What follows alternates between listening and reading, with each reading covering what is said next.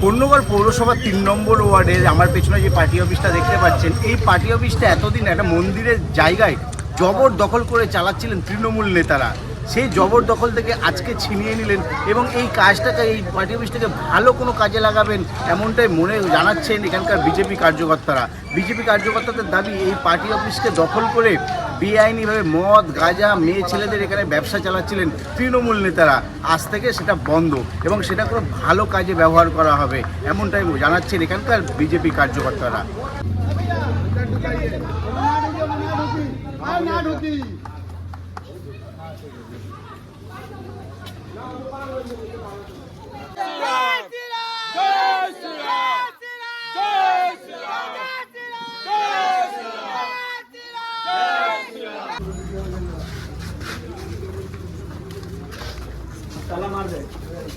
এখানে পরিবর্তন হয়েছে।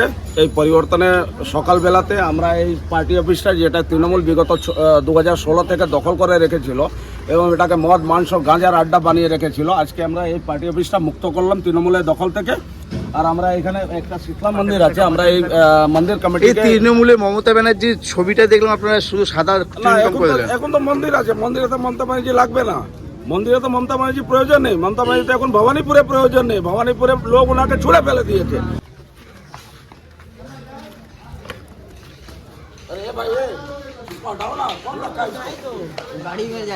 2011 থেকে জবরদস্তি মন্দিরের জায়গা দখল করে ওরা পার্টি অফিস খুলেছিল। আজকে এই তো পরিবর্তন যাত্রার দিনে এইখানে সবাই সাধারণ মানুষ এই পার্টি অফিসটাকে ভেঙে আজকে এখানে মন্দির কমিটিকে দেওয়া হলো। এখানে কোনো পার্টি অফিস চলবে না। ওই ক্লাব ঘরে, টিএমসি ক্লাব ঘরে এবার বাচ্চাগুলো পড়াশোনা শিখবে, ডাক্তার বসবে, ওইখানে আকাশ প্রতিযোগিতা শেখানো হবে।